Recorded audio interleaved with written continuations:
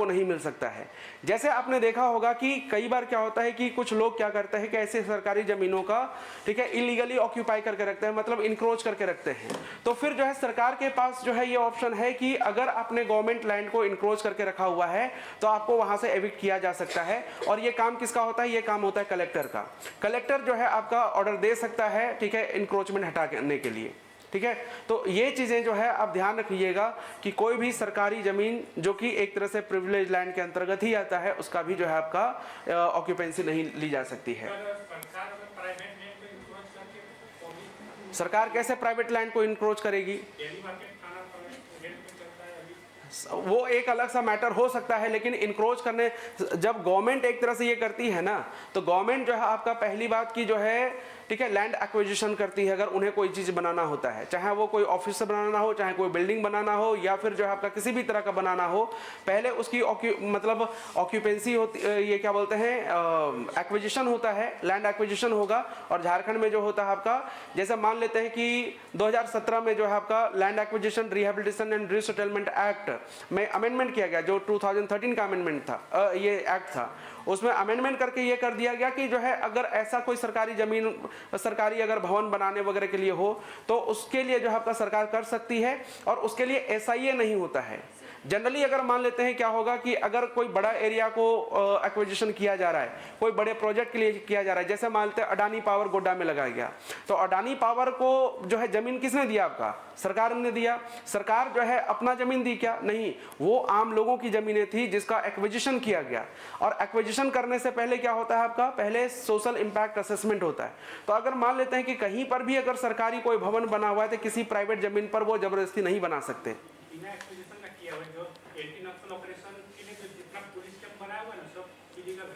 अब ये तो मुझे नहीं पता, इतना जो है नहीं कर सकता, मुझे नहीं पता इसके बारे में। हाँ,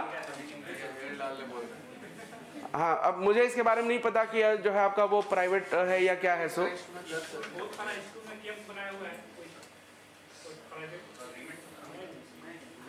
अब नहीं, इसके बारे में नहीं पता हमें कि जो है आपका बहुत सारा जो है आपका स्कूल को भी लोग ऑक्यूपाई करके रखे हुए हैं, या फिर जो है जो ये क्या बोलते हैं आपका जो प्राइवेट लैंड है उसको ऑक्यूपाई करके रखे हुए सरकार ने। अभी ये तो नहीं मालूम हमको।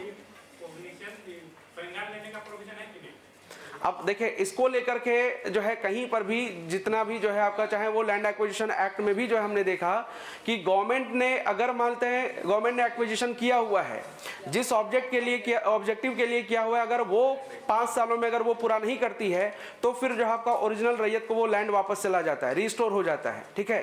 या फिर जो आपका गवर्नमेंट जो लैंड बैंक होता है, ठीक है, जैसे डिस्ट्रिक्ट लेवल पर देखिएगा तो जो आपका लैंड बैंक का प्रोविजन किया गया 2012 के इंडस्ट्रियल पॉलिसी में, तो वो लैंड बैंक के पास चला जाता है। लेकिन ऐसा कहीं पे हमने ये नहीं देखा कि गवर्नमेंट ही जो आपका इंक्रोच करके बैठी हुई है, तो उसके लिए जो आपका क्या प्रोविजन है। सो ऐसा कहीं पे नहीं देखा हमने, ठीक है।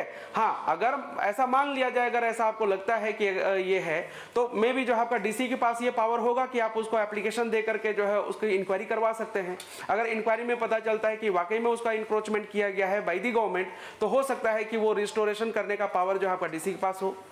लेकिन ऐसा कहीं पर भी कोई प्रोविजन हमने अभी तक से नहीं पढ़ा है किसी भी ये में।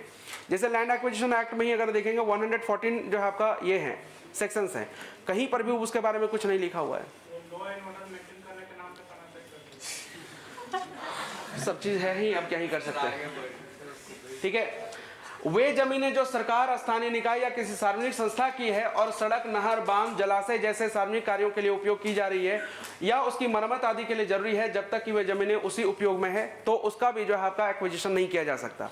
जैसे मान लेते हैं कई बार सड़कें बनती हैं, जैसे यहाँ से वहाँ तक सड़क बनानी है, लेकिन इसके अलावा भी सरकार क्या करती है, एक्स्ट्रा लैंड एक्विजिशन करती है, ताकि अगर कल को सड़क का अगर चौड़ीकरण करना हो तो फिर जो है उसी जमीन का यूज कर सकें। अगर मान लेते हैं कि ऐसा हो सकता है कि पहले ही एक्विजिशन किया गया था, लेकिन अब सड़क की और जो है मरम्मत करने के लिए और ज्यादा जमीन की जरूरत है, तो फिर वहां पे भी एक्विजिशन किया जा सकता है। अगर सरकार ने एक्वायर्ड किया हुआ है ऐसी जमीनों को, तो उसका भी जो है आपका ऑक्यूपेंसी राइट जो है ऑब्टेन नहीं किया जा सकता है। तो ये ध्यान रख लेनी है। ये कहता है कौन सा आपका सेक्शन, तो 43 कहता है, ध्यान रख लेनी है। तो बेसिकली कुछ ऐसे जो आपका सर्टेन लैंड है जिसकी ऑक्यूपेंसी राइट नहीं मिल सकती है, वो है आपका सिंपल है, तो आप सभी जान सकते हैं, सरकारी जमीन हो सकता है, ठीक है, आपका स्थानीय निकायों की जमीन हो सकती है ना, ऐसे ऐसी ज़मीन या जो प्रिविलेज लैंड है, राजा महाराजाओं की ज़मीन है, उसको कैसे आप ये कीजिएगा। तो ये जस्ट ध्यान रख लेनी है। कतिपय का मतलब होता है सर्टेन, कुछ, ठीक है। जैसे यहाँ पे कतिपय विद्यार्थी चुपचाप बैठे रहते हैं, मतलब सर्टेन स्टूडेंट जो है आपका क्या है, वो शांति से बैठे रहते हैं। तो सर्टेन मतलब समझते हैं, कुछ। पर्टिकुलर। आइए इधर साथ में बैठिए, इनके साथ जाइए, आप पीछे चल जाइए, ठीक है। ऐसे मजाक करो। तो ये ध्यान रख लेनी है। अब इसके बाद आते हैं आपका जो है चैप्टर 8, ठीक है। चैप्टर, हाँ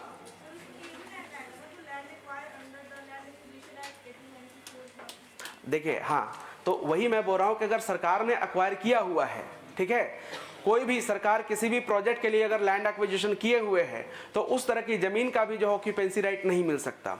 एक उदाहरण आपका लेते हैं, मानते हैं अभी रिम्स 2 के जमीन को लेकर के काफी ज्यादा ये हुआ, ठीक है। वहां के जो विलेजर्स हैं उनका कहना कुछ और है, गवर्नमेंट का कहना कुछ और है। गवर्नमेंट कह रही है कि 1957-58 के आसपास में हमने जो है क्या किया है, लैंड एक्विजिशन किया हुआ है, ठीक है, और जो कॉम्पनसेशन मिलना है वो कॉम्पनसेशन भी विलेजर्स को मिल चुका है। गांव वाले कह रहे हैं कि नहीं, हमें कोई कॉम्पनसेशन नहीं मिला हुआ है और ये हमारा ग्रीन लैंड है। और लैंड एक्विजिशन एक्ट में आप देखिएगा तो उसमें स्पेशली लिखा हुआ है कि जो ग्रीन लैंड यानी एग्रीकल्चर लैंड का जो है एक्विजिशन नहीं किया जा सकता है, ठीक है। अब क्या है कि मान लेते हैं कि जो है अगर, अब यहाँ पे दोनों तरह के कंडीशन पे बात करते हैं, अगर वाकई में जो है लैंड एक्विजिशन हो चुका है 1957-58 के आसपास में, वो भी रिम्स के लिए अगर एक्विजिशन हो चुका है, तो फिर उसकी ऑक्यूपेंसी राइट उन गांव वालों के पास नहीं होगा, ठीक है।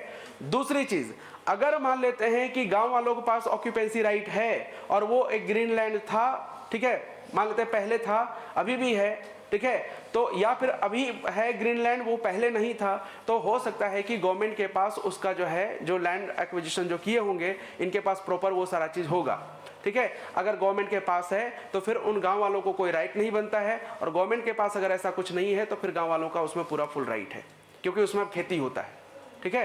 तो अगर मान लेते हैं कि गवर्नमेंट ने अगर किसी लैंड का एक्विजिशन किया हुआ है किसी प्रोजेक्ट के लिए, तो फिर जो है आपका वैसे जमीनों का भी जो है आप क्या कर सकते हैं, ऑक्यूपेंसी राइट ऑब्टेन नहीं कर सकते।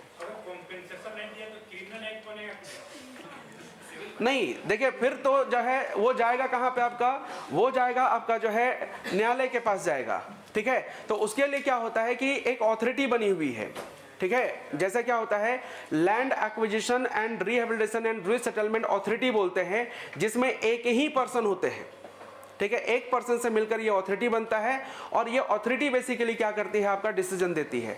अगर मान लेते हैं कि अथॉरिटी के डिसीजन से आप सेटिस्फाइड नहीं है, तब जाके आप कहां पे जा सकते हैं, तब जाके आप जो है हाई कोर्ट जा सकते हैं, अकॉर्डिंग टू सेक्शन 226 एंड 227, ठीक है। तो हाई कोर्ट जाने का आपके पास है राइट, आप सुप्रीम कोर्ट भी जा सकते हैं, लेकिन ठीक है, बाकी जो है आप ऐसा नहीं कि हाँ जो है सिविल कोर्ट या फिर कहीं और चले गए, क्योंकि वो पावर जो अथॉरिटी एंड जो आपका डीसी के पास दिया गया है, उसके अगेंस्ट किसी भी सिविल कोर्ट में आप नहीं जा सकते हैं।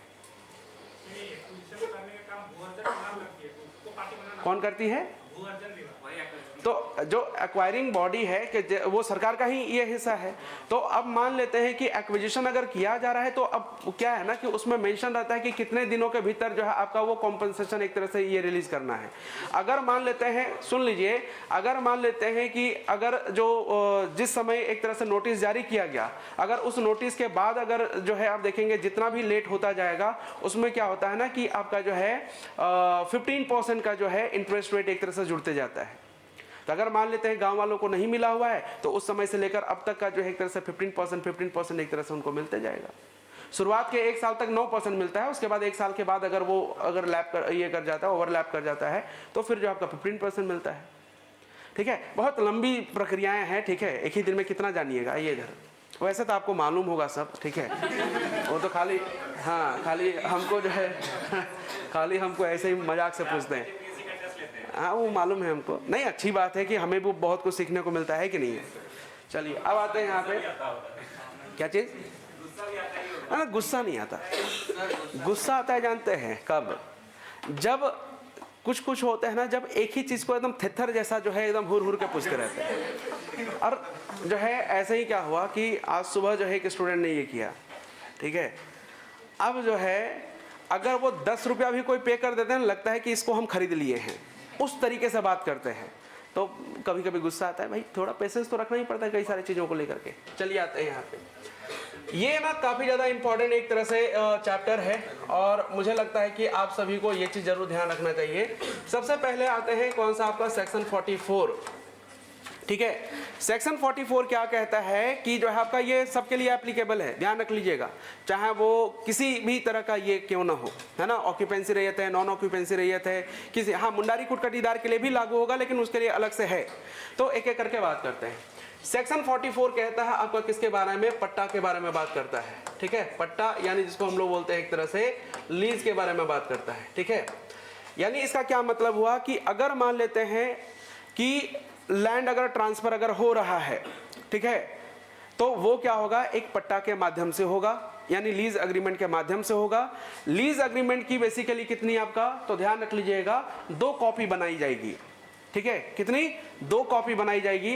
एक जो ओरिजिनल कॉपी होगा वो जाएगा टेनेंट के पास, और जो एक उसका जो डुप्लीकेट होगा या जो काउंटर पार्ट कह सकते हैं आप उसको, वो जाएगा किसके पास, वो जाएगा आपका लैंडलॉर्ड के पास, ठीक है। यानी आज के समय में देखेंगे तो वो एक तरह से डीसी के पास एक तरह से जाके जमा रहता है, ठीक है। तो ये जो आपका कहता है कौन सा आपका सेक्शन 44 कहता है। सेक्शन 45 कहता है कि जो आपका जो काउंटर पार्ट जो एक तरह से है, ठीक है, वो काउंटर पार्ट मिलेगा किसको, वो मिलता है एक तरह से जो लैंडलॉर्ड है उसको मिलता है। यानी जो आपका पट्टा का 2 कॉपी बनेगा जिसमें से एक कॉपी जाता है किसको, आपका टेनेंट को जाएगा, और एक कॉपी जाएगा किसको, लैंडलॉर्ड को जाता है। ये आपको क्या करनी है, ध्यान रख लेनी है। अब आप अगर यहाँ पे थोड़ा सा ध्यान रखना चाहते हैं तो याद रख सकते हैं, अगर मान लेते हैं कि लैंडलॉर्ड जो है, ठीक है, ये लीज एग्रीमेंट ना दे तो क्या होगा, ठीक है, तो फिर उस पर लगेगी पेनाल्टीज। जैसे मान लेते हैं कि एग्रीमेंट हो गया है, लेकिन कई बार होता है ना कि जो है मकान मालिक या फिर जो लैंडलॉर्ड या फिर जो है भूस्वामी क्या होता है, थोड़ा सा बदमाश टाइप का होता है, ठीक है। तो अगर मान लेते हैं वो ना दे तो क्या होगा, तो फिर जो है आपका क्या होगा, उस पर जो है आपका लगेंगे पेनाल्टीज, उस पर लगेंगे जुर्माना, या फिर उसको जेल भी हो सकता है या फिर दोनों ही हो सकता है।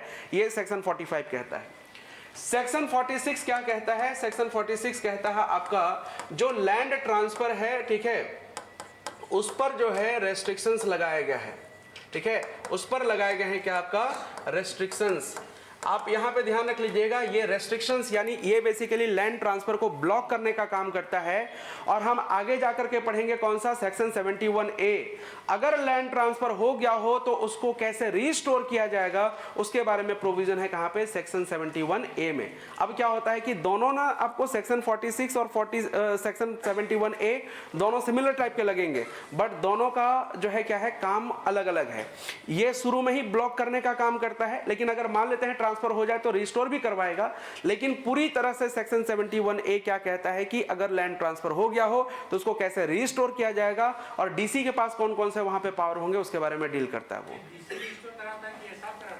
हाँ, ठीक है। यहाँ पे डीसी के पास अब एसआर कोड जो है आपका शेड्यूल एरिया रेगुलेशन कोड अलग से बनाया गया है, ताकि जो है अगर मान लेते हैं कि किसी का लैंड ट्रांसफर हो गया हो तो वो जो है आपका क्या है, एसआर कोर्ट में जाकर के जो है अपना जो लैंड जो है एक तरह से वो एक तरह से रिस्टोर करवा सकता है अपील करके, ठीक है। लेकिन पावर तो एक तरह से डीसी के पास है, ठीक है। एक एक करके बात करते हैं, एसआर कोड वाला बाद में देखेंगे। अब क्या है, पहली चीज यहाँ पे 2-3 चीजें हैं। पहला चीज, अगर जो है मान लेते हैं कि ये जो है लैंड ट्रांसफर होगा ही नहीं, पहले इसको समझ लीजिए, ठीक है, एक एक करके फिर बात करेंगे। लैंड ट्रांसफर जो है एक तरह से होगा ही नहीं, यानी जो है अगर एसटी लैंड है या फिर जो आपका एससी लैंड है या ओबीसी लैंड है वो ट्रांसफर कर ही नहीं सकते, पहली चीज, ठीक है। लेकिन अगर मान लेते हैं कि ट्रांसफर करना हो, ठीक है, अगर मान लेते हैं कि ट्रांसफर करना हो, ट्रांसफर अगर करना हो तो किसको किसको कर सकते हैं, तो पहली चीज ध्यान रख लीजिएगा, अगर एससी है तो सॉरी, अगर एसटी है तो, अरे क्या लिखा रहा है, एसटी है तो वो एसटी को ही कर सकते हैं, बट जो आपका सेम पुलिस स्टेशन एरिया होना चाहिए। अभी रिसेंटली जब टीएससी की एक तरह से बैठक हुई तो उसमें इसी चीज में अमेंडमेंट करने की बात एक तरह से कही गई कि हम सेम पुलिस स्टेशन एरिया तक का जो दायरा है उसको खत्म करके 3 पुलिस स्टेशन तक करेंगे, ठीक है। अब जो है इसमें भी समस्याएं हैं, ठीक है। अब 3 पुलिस स्टेशन कहां कहां तक कीजिएगा, क्योंकि अगर सेम जिला तक करना हो ना तो यह आसान है, ठीक है। 3 पुलिस स्टेशन तक करना है, जैसे मानते हैं लालपुर एरिया है, तब मानते हैं इससे सटा हुआ तो कई सारा पुलिस स्टेशन हो सकता है, ठीक है। अब यहाँ पे रांची में देखिए, इधर जो है लालपुर थाना है, आगे जाइए तो काटा टोली, इधर जाइए तो आपका जो है ये क्या बोलते हैं अपर कोतवाली, और पता नहीं कौन कौन है इधर, लोअर बाजार वगैरह। तो ये जो है आपका बहुत सारे नज़दीक में है ना, तो ये थोड़ी सी समस्या आएगी। खैर, ये सोचिए 1908 में जब बनाया गया था तो उस समय पुलिस स्टेशन भी कम हुआ करते थे। एक रांची में है तो दूसरा खूंटी में है, तो तीसरा इधर जो है आपका मान लेते हैं इधर सिल्ली तरफ है। तो होता है ना कि उस समय जो है पुलिस स्टेशन जो है एक तरह से दूर दूर हुआ करते थे, तो उस समय चीज़ें आसान थी। आज थोड़ा सा क्या हो गया आपका, मुश्किल हो गया है। खैर, दूसरी चीज़, अगर मान लेते हैं कोई एससी है तो वो एससी को ट्रांसफर करेगा, अगर ओबीसी है तो वो ओबीसी को एक तरह से दे सकता है, लेकिन इसमें ध्यान रख लीजिएगा विद इन सेम डिस्ट्रिक्ट, ठीक है। याद रखेंगे एक ही जिले के भीतर होना चाहिए, तभी जाके आपका ट्रांसफर होगा, ठीक है, तभी जाके ट्रांसफर होगा। अब तीसरी चीज जो आपको ध्यान रख लेनी है, तो अगर वो कोई जनरल है तो जनरल जो है आपका, अगर इसको लेना हो मान लेते हैं तो वो जनरल से ही ले सकता है, मतलब जमीन अगर खरीदना हो तो जनरल से ही ले सकता है।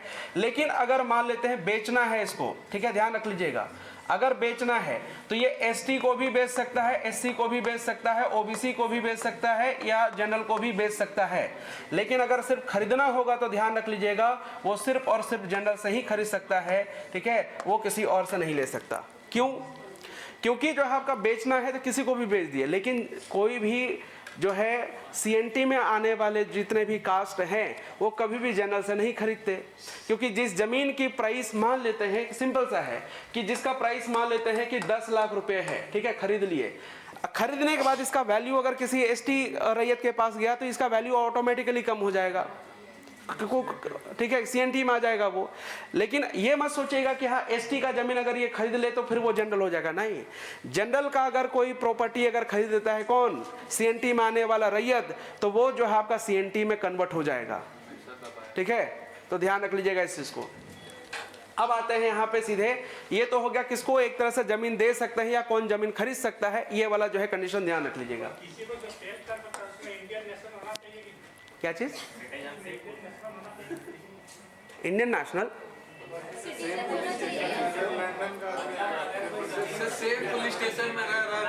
सेम पुलिस स्टेशन में रह रहा है तो खरीद लेगा। हाँ हाँ,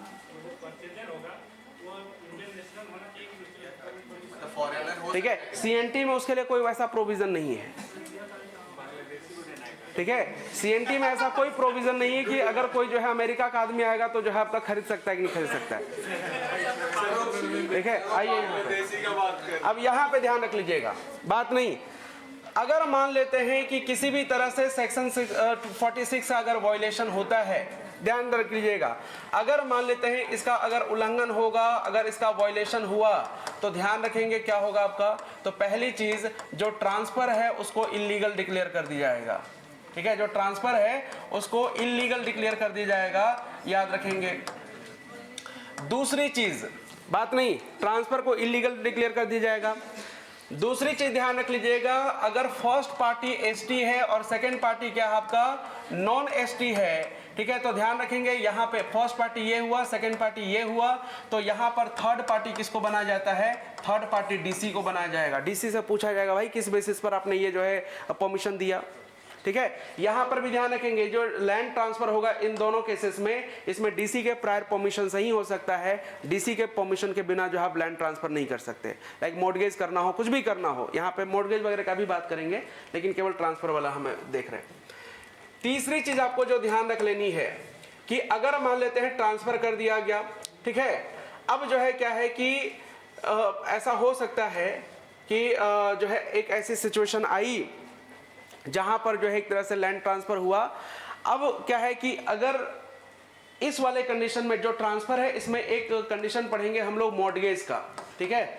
अगर मान लेते हैं मॉर्गेज किया जा रहा है यानी जो है आपका अगर ये में दे रहे हैं क्या बोलते हैं सर्टेन टाइम पीरियड के लिए दे रहे हैं या पट्टा पे दे रहे हैं, लीज पर दे रहे हैं, तो जैसे ही अगर जो है आपका वो पीरियड एक तरह से खत्म होगा, चाहे वो मॉर्गेज पीरियड हो चाहे आपका लीज पीरियड हो, ठीक है, ये दोनों पीरियड जब एक तरह से अगर किसी भी तरीके से दे रहे हैं, ये पीरियड जब एक तरह से खत्म हो जाएगा, अगर मान लेते हैं लैंड जो है वापस अगर नहीं कर रहा है, जैसे मान लेते हैं इन्होंने जमीन दे दिया उनको, ठीक है, लीज पर 3 साल के लिए दिया था, 5 साल के लिए दिया था, जो भी है 5 साल या 7 साल के लिए, तो जब वो मॉर्गेज पीरियड या जो है आपका लीज पीरियड जब खत्म होगा तो जमीन इनको वापस मिल जाना चाहिए।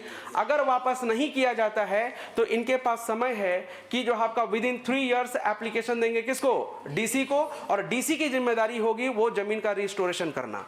ठीक है, ध्यान रखेंगे ये किसके लिए, आपका मॉर्गेज के लिए है या लीज पर दिए गए जमीन के लिए है, ध्यान रख लेना है, बेचने वाले चीज के लिए नहीं है।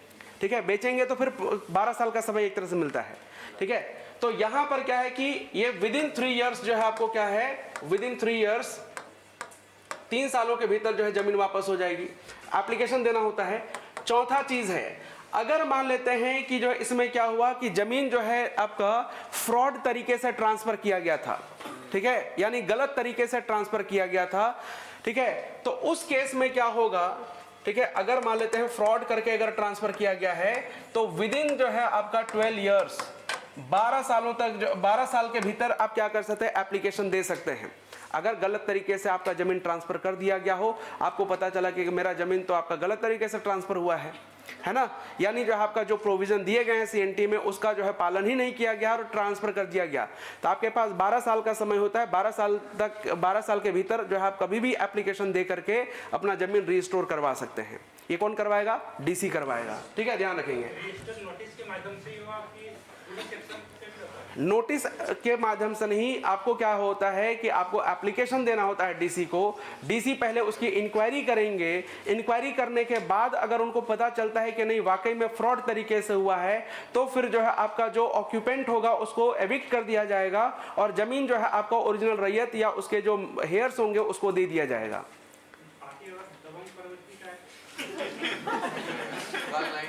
तो फिर वो जो है घर आएगा, ठीक है, पंखे में फांसी लगा के झूल जाएगा, उसके पास यही ऑप्शन है। ठीक है, क्योंकि उसकी गोली से मरने से ज्यादा अच्छा है कि घर में आके खुद मर जाए। समझ गए, आइए इधर। तो यहां पर ध्यान रखेंगे, अगर फ्रॉड तरीके से हुआ है तो विद इन 12 इयर्स में। अब आप कहेंगे कि अगर मान लेते हैं उसने घर बना लिया है तो क्या होगा। ठीक है, 5वां कंडीशन, अगर उसने हाउस बना लिया है तो क्या होगा। बात नहीं, अगर घर बना लिया है, इलीगल तरीके से ट्रांसफर हुआ है, फिर भी उसको विदाउट एनी कॉम्पनसेशन क्या किया जाएगा, उसको जमीन से बेदखल कर दिया जाएगा। ठीक है, विदाउट एनी कॉम्पनसेशन, ठीक है, जमीन से बेदखल कर दिया जाएगा। लेकिन ठीक है, लेकिन अगर मान लेते हैं यहां पर क्या है कि इसमें यह भी हो सकता है, जैसे आप कहेंगे कि जो है जो सेलर है, सेलर कहने मतलब जो ट्रांसफरी है, अगर वो बोले कि नहीं घर का पैसा हम दे दें तो दे सकता है, कोई दिक्कत नहीं। लेकिन अगर वो पैसा नहीं देना चाहता है तो जो आपका डीसी बोलेगा ठीक है बेटा, तेरे पास 6 महीने का टाइम है, क्योंकि जमीन जो है आपने गलत तरीके से खरीदा हुआ है, ठीक है, और गलत तरीके से आप ऑक्यूपाई करके बैठे हुए हैं, तो आपके पास 6 महीना टाइम है। 6 महीने के भीतर अपना घर खाली करो और जो यहां से निकलो। अब कहेंगे अगर जो है दबंग जैसा रहा और घर खाली नहीं किया तो क्या करेगा, डीसी उस पर बुलडोजर चलवा देगा।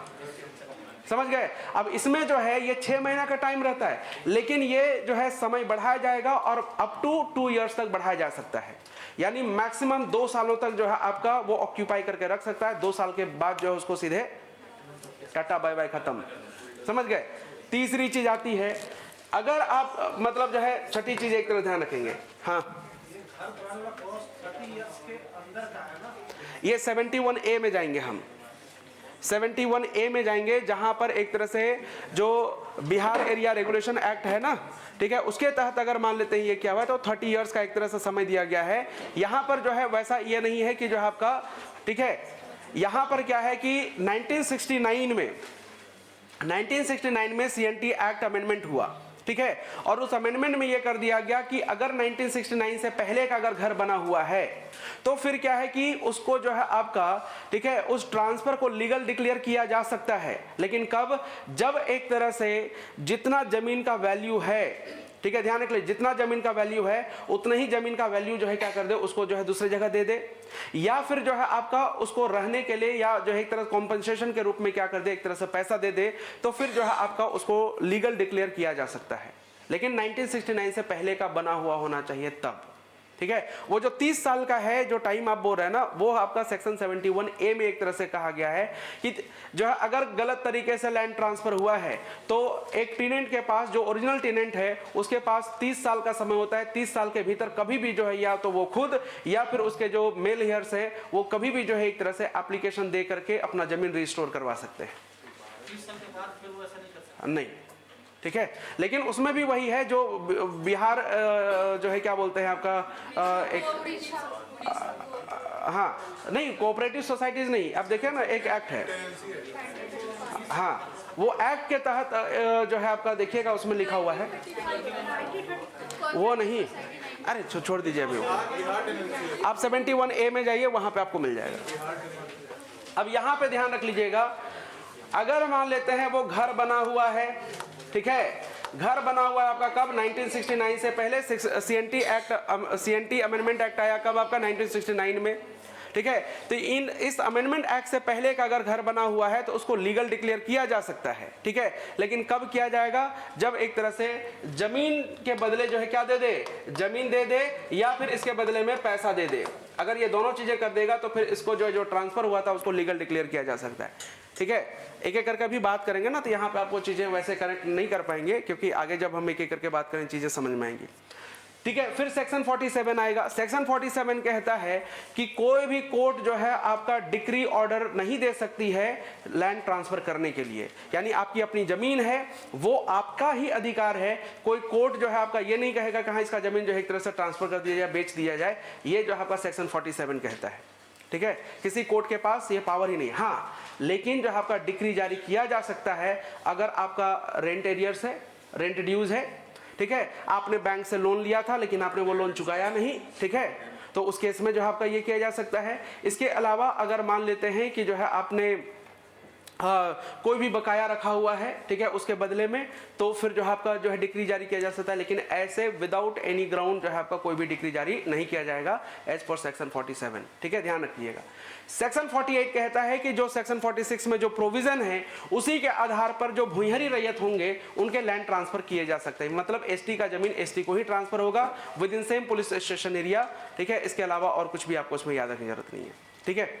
चलिए एक एक करके बात करते हैं। और सबसे पहला, अच्छा इसमें नहीं से या झारखंड में आपको बता दें, ठीक है, बहुत सारे जो बाहरी लोग आकर यहाँ पे बसे हुए हैं, ठीक है, वो एसटी जमीन पर जो है आपका इलीगली ऑक्यूपाइड करके बसे हुए हैं, ठीक है। अब आपको बताते हैं, जाइए करमटोली, करमटोली में जो है वहाँ पर आप देखिएगा कि जितने भी नए घर बने हुए हैं, ठीक है, ठीक है, वो जो है आपका किनका है, वो सारे बाहर के हैं, ठीक है। जहाँ पे मैं रहता हूँ वो जो मोराबादी वाला एरिया, मोराबादी से नीचे जाएंगे चिरौंदी साइंस सिटी वाला जो एरिया है, उधर जितने भी जो आलीशान बिल्डिंग बने हुए हैं सारे कहाँ के हैं, बाहर के हैं।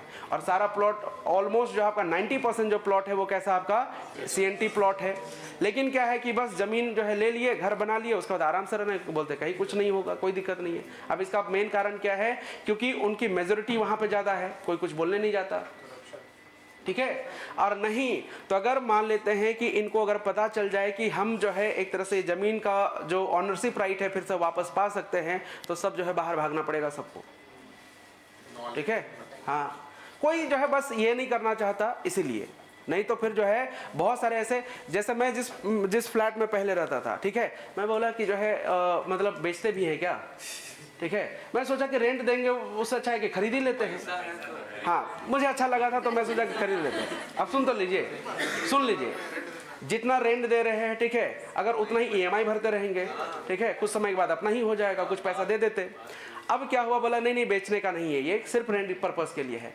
बाद में पता चला कि वो जो बना हुआ था वो ST प्लॉट पे बना हुआ था, ठीक है। तो इसलिए अब क्योंकि वो जो है रजिस्ट्री होगा ही नहीं ना, तो इसीलिए जो है आपका ये है। तो ऐसे बहुत सारे जगह पे है, बहुत एसटी जो पॉलिटिशियंस है वो भी तो किसी न किसी तरीके से झांसा देके पूरा जो है सब मिले जुले हुए हैं। और आपको मैं बता दूं, बात नहीं, अभी तक से जितने भी मैं ऑलमोस्ट जो है आपका बिल्डर से मिला हूँ ना, झारखंड का जो है 1% है, 99% जो है आपका बाहर के हैं। अब नाम ही लेते बिहार के हैं, ठीक है, हाँ सही बता रहा हूँ। कहाँ अभी सुन, इसको उसको अदरवाइज लेना ही नहीं ना। अब आपको बताते हैं, सुन लीजिए, करमटोली में जब हम रहते थे ना, ठीक है, वहाँ पे 2018 से लेकर के मैं 2022 तक एक तरह से रहा हूँ, 4 साल तक लगभग, ठीक है। वो पूरा का पूरा एरिया है ना, सारे ऑलमोस्ट जो आपका 80 to 90% गया के लोग आके बसे हुए हैं। जो न्यू करमटोली एरिया है, गया के लोग बसे हुए हैं, ठीक है। और सुन लीजिए ना, उसको वैसा मत, उसको उस तरीके से लेना ही नहीं ना। मैं जस्ट आपको इन्फॉर्मेशन दे रहा हूँ। मुझे इस बात से कोई रत्ती भर भी फर्क नहीं पड़ता कि गया के बसे हुए कि जो है आपका इंग्लैंड के आके बसे हुए हैं। मैं जस्ट बता रहा हूँ, ठीक है। ठीक कैसे किया जा सकता है? पहली बात की जो है इसको ठीक करने के लिए, ठीक है, वो सबको जो है आपका अवेयर होना पड़ेगा, ठीक है। और रही बात की जो है लोग पढ़ना नहीं चाहते, ठीक है, जमीन बेच दिए और ले लिए ड्यूक और घूम रहे जू जू करके, ठीक है। ये समस्या है भाई, ठीक है, और कुछ नहीं है, ठीक है। तो पहली बात की जो आपके जो राइट्स हैं, जिस चीज को प्रोटेक्ट करने के लिए 1908 में जो है ये एक्ट लाएगा, और उससे पहले न जाने कितने ट्राइबल लोगों ने जो है अपना लाइफ जो है सेक्रीफाइस कर दिया, ठीक है। उस चीज को आज जो है मतलब खुलेआम जो है उसको ये वायलेट किया जा रहा है ना, खुलेआम उसका उल्लंघन हो रहा है, ठीक है। तो कुछ नहीं कर सकते इसमें।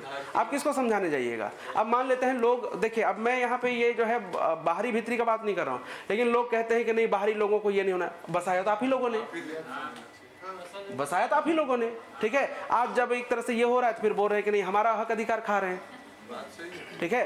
तो भाई जगह आप ही ने तो दिया है, ठीक है। खैर रिले खा रहे हैं, मजा आ रहा है, नहीं आइए इधर। तो ऐसा है कि जो है कुछ नहीं कर सकते। फिलहाल के लिए आते हैं सेक्शन 44 में, और फिलहाल के लिए आप एग्जाम के पॉइंट ऑफ व्यू से चीज़ों को देखिए। हमारा कभी भी कतई ये नहीं होता है कि हाँ कोई बाहरी कोई भीतरी, वी ऑल आर इंडियन, है ना।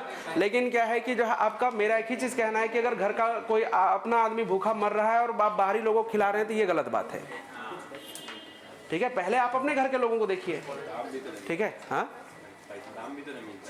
क्या नहीं मिलता है? दाम नहीं मिलता है।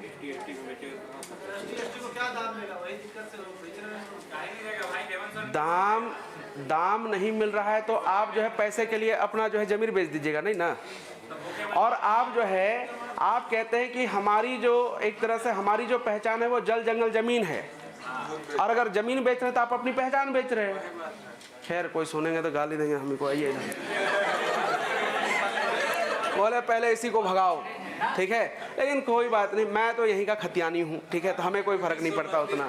हाँ क्योंकि क्या है ना, क्या है कि हम कहीं बाहर से आकर नहीं बसे, मतलब जहाँ तक मतलब बाहर से कहना मतलब ऑलमोस्ट लोग तो कहीं से न कहीं से आए हैं, लेकिन एक होता है ना कि मेरे दादा के दादा के दादा के दादा भी जो है यहीं से रहे हैं, तो फिर हमें कोई दिक्कत ही नहीं है, ठीक है। तो इसीलिए उससे पहले वो जो है आपका 1765 का भी अगर बोला जाए कि वो जो ट्रीटी ऑफ इलाहाबाद हुआ था उसका कुछ पेपर ऊपर दिखा तो हो सकता है वो भी होगा हमारे पास, तो टेंशन ही नहीं है। आइए यहाँ पे बात नहीं। सेक्शन 44 क्या कहता है कि प्रत्येक रैयत अपने भूस्वामी से पट्टा प्राप्त करने का अधिकारी होगा। पट्टे में सभी बातें जैसे भूमि का क्षेत्रफल, वार्षिक लगान, भुगतान की किस्तें, वो अन्य शर्तें उल्लेखित होती हैं। यानी जब भी एक तरह से लैंड किसी को ऑक्यूपेंसी राइट मिलता है तो उसमें जो पट्टा यानी रेंट एग्रीमेंट कहिए या लीज एग्रीमेंट कहिए या फिर जो है आपका सीधे एग्रीमेंट पेपर कहिए, उसमें सारा चीज मेंशन रहेगा। सेक्शन 45 केवल उसके साथ कनेक्ट करके ध्यान रखना है कि अगर मान लेते हैं ये पट्टा अगर मिलेगा तो पट्टा के कितने कॉपीज बनेंगे, उसके जो है आपका 2 कॉपीज बनेंगे, ठीक है। एक कॉपी जाएगा किसको, आपका टेनेंट को जाएगा, और उसका काउंटर पार्ट किसको मिलेगा, वो मिलेगा आपका लैंडलॉर्ड को।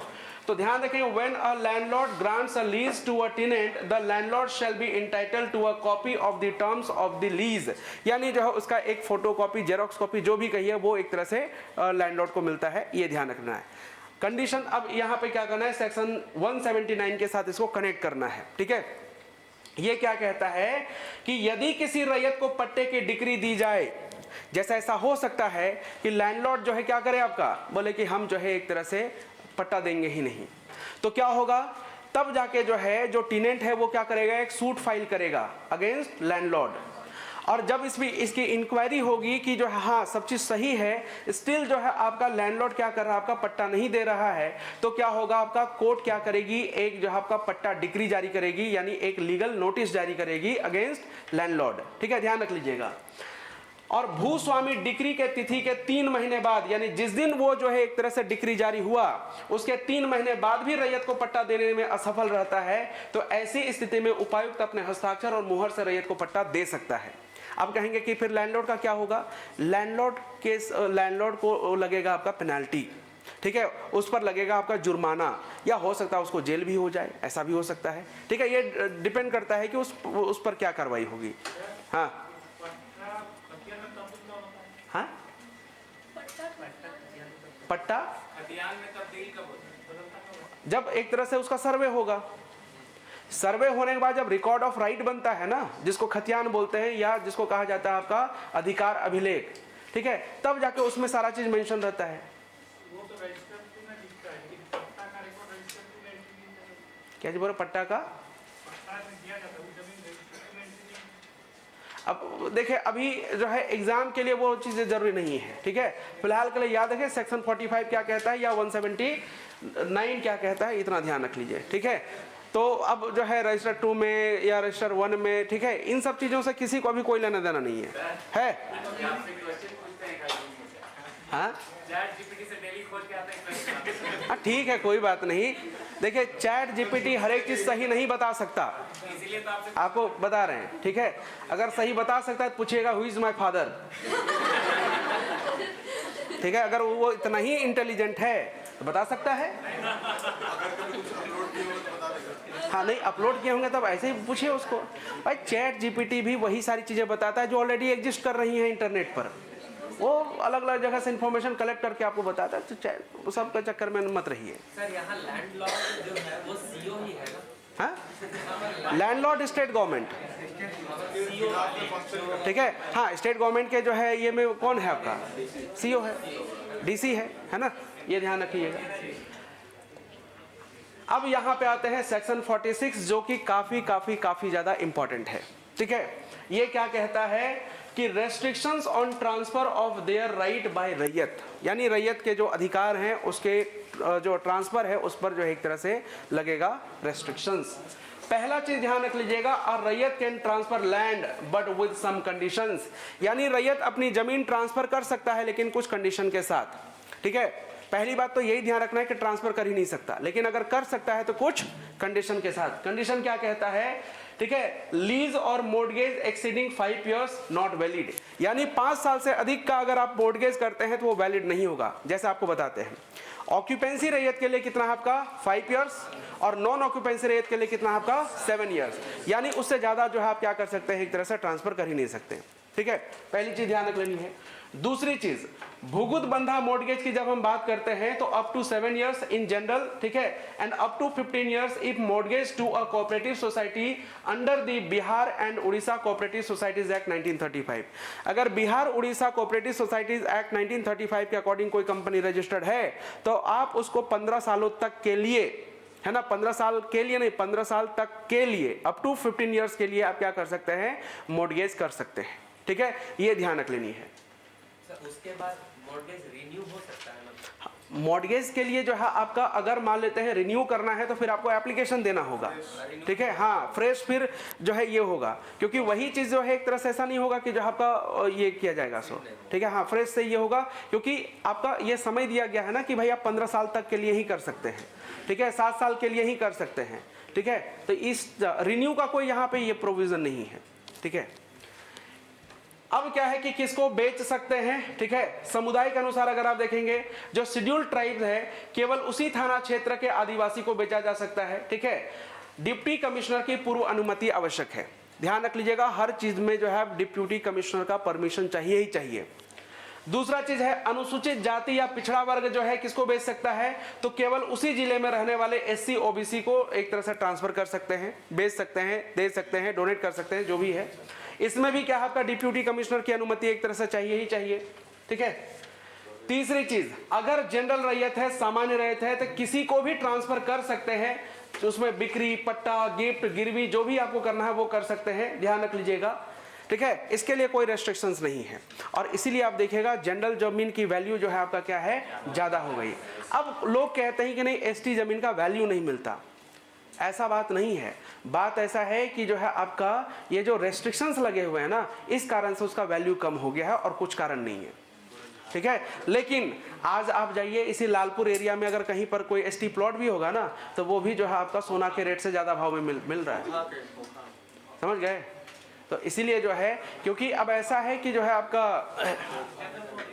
हाँ जनरल प्लॉट है ही नहीं, ठीक है। और बहुत लोग तो एसटी प्लॉट ही ढूंढते हैं, बोले वही कर लेंगे, क्या दिक्कत है ना, क्योंकि कोई जो है ये नहीं है। अब समझिए मैं आपको बता रहा हूँ, जिधर मैं रहता हूँ कुछ ऐसे हैं जो टेम्पू चलाते हैं और पूरा बिल्डिंग खड़ा करके रखे हुए हैं। आपको लगता है गलती कर रहे हो? सही, अरे सही बता रहा हूँ, कर्म तो हाँ, मुझे कभी ऐसा नहीं लगा है, ठीक है। अगर ऐसा लगता तो जो है रील्स बनाना मैं भी शुरू कर देता, लैक में काला काजल गहरा काला, है ना। इनको भी ले लीजिएगा। तो बात ऐसा है कि मैं अपने काम से पूरी तरह से सेटिस्फाइड हूँ। कम से कम ये तो लगता है कि कम से कम कुछ लोगों का तो भला हो रहा है इससे, है ना। नहीं ठीक है, कुछ नहीं अब मेरा भी भला हो रहा है, कुछ लोगों का भी भला हो रहा है, कम से कम मेरे से कुछ अच्छा ही चीज सीख रहे हैं ना, तो इसलिए जो है वो सेटिस्फेक्शन मिलता है और कुछ नहीं है। चल क्योंकि मैं यहाँ क्लास ले रहा था। देखिए बात समझिए, अगर मान लेते हैं कि हम वहाँ पे अगर चले जाते तो इतने सारे लोग क्या होते आपका अफेक्ट होते, लेकिन मेरे न जाने से कुछ नुकसान नहीं हुआ, लेकिन अगर हम वहाँ जाते तो हो सकता है ज़्यादा लोगों का नुकसान होता। तो